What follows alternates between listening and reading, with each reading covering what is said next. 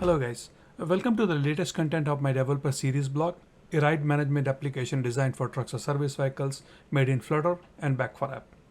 In previous videos have you seen, I've gone through the introduction and installation. We covered how to create UI, routers, data model, etc. In last video, we implemented a toggle brightness functionality. In today's video, we are going to cover one very interesting topic, multilingual. So how you can make your application multiple language friendly. So for example, as you can see on the screen, if I change the settings from English to Spanish, everything will become in Spanish. So how to implement a multi-language feature in your application? This is exactly what we are going to build in this application today. All right, so let's head out to the code. First we'll need to install a couple of packages here. So as you can see, there are two packages you will need. Flutter pub@, Flutter localization, and international package. And we'll go through that, what each does. Now make sure, let's go open a command prompt window here, browse to the directory where your pubspec.yaml file is. And once you're inside the directory, shoot the command flutter pub_add and Flutter localization. All right. So while we are waiting, let's go add the second package as well. So I'm going to clear the screen, Flutter pub_add international. All right. So once you install that, go to your pubspec.yaml file and make sure that you see the two entries inside your pubspec.yaml file there. If you don't find those entries, please reinstall those packages one more time. Now let's open app.dot file here. One thing I want to call out, please make sure that you watch the previous video, because in previous video we are going to use a lot of code what we have written in previous videos. So inside that app.dot file, I'm going to import the two packages what I just installed. So import package for Flutter localization, and I'm going to add another package for app localizations. All right. So once you have imported these two packages, next thing you want to do here, go to your material app default. So here, as you can see in material app, before you go to the material app, let's define some local default. So local default is the language default. So for example, here you say English is my default language of the application. Again, this can be changed. If you prefer Spanish or any other language, please do so. Another thing what I want to do, set local. So what's this set local function is going to do is going to change the language of your entire application. So whatever value has been passed, what is going to do is the underscore local is the actual default language of your application, is going to change it to that particular language, whatever you select. And we are going to call this function in sub pages later on. All right, a couple of other defaults you have to include your material app settings here. So first thing is the localization delegates. Again, these are some constant values.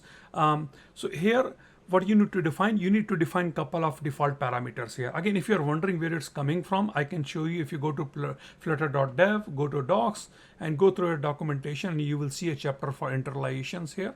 So this is like, most of the applications, most of the settings I'm showing you, I borrowed it, I copied it from there. And here, as you can see, the same packages, and this is what they recommend. And once you have inside your material app, they want you to include this localization templates. All right, so that's exactly what I'm doing. Sorry, localization delegates. So this is what I added to my material app default settings here.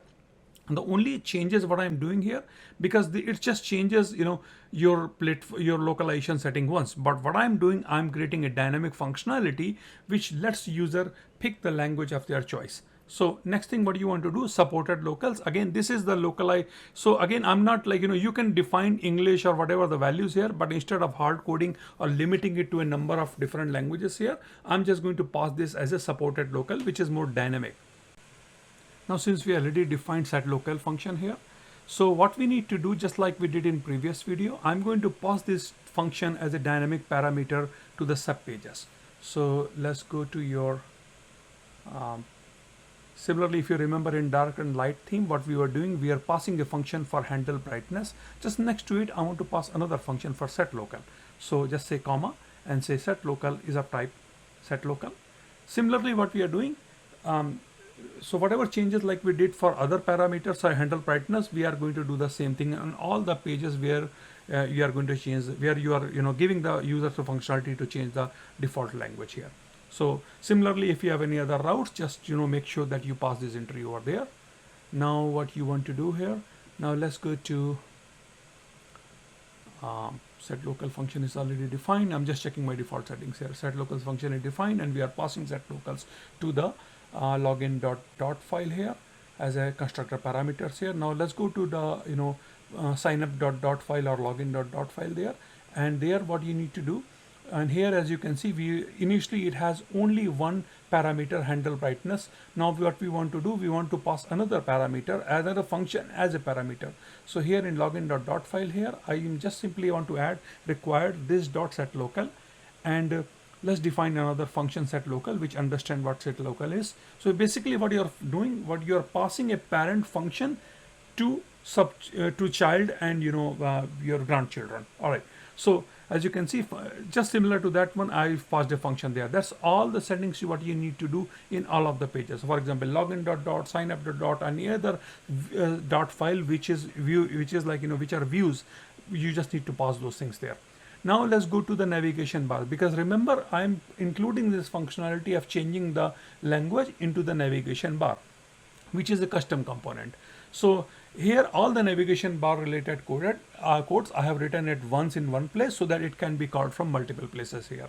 So here, as you can see, there is a pop-up menu of items. What this item does, there are a couple of choices it's offering. So basically suppose you want to include any other language here, all you need to do, just pass the different values. So here I have English, Spanish, or you want to include Hindi or any other language, just define another case statement here and just include the widget.set local, and inside that set local you are passing the language code.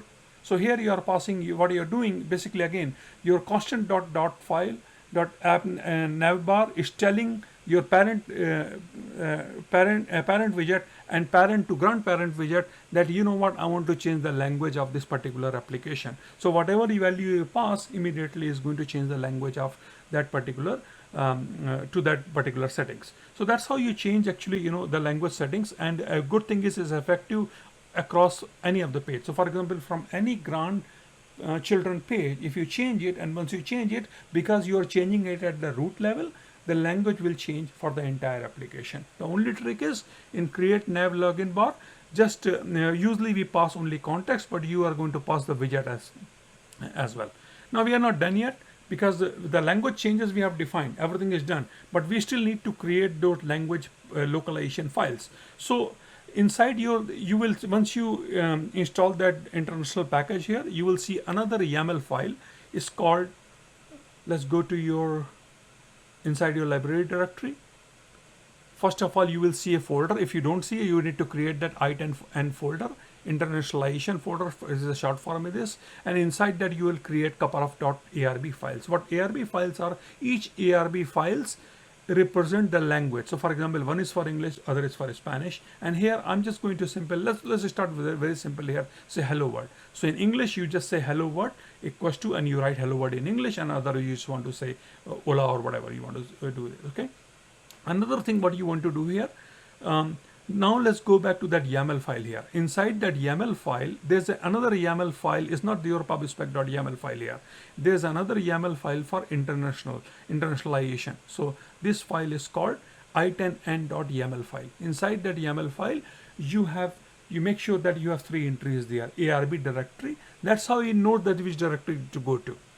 Template ARB file. That's how it knows that which ARB, which English language file needs to pick. And another thing is, last thing is output localization.file. This is where your code goes, the actual transcribed or whatever you want to call it, actual compile code goes into this one.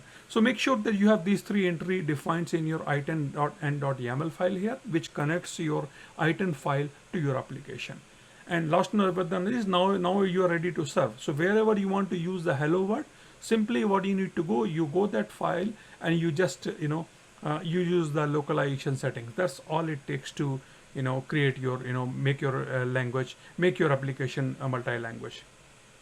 All right, that's all I wanted to cover in this video today. If you have any issues, please feel free to open an issue log at my GitHub repository, and I'll be happy to help you out. Thank you very much.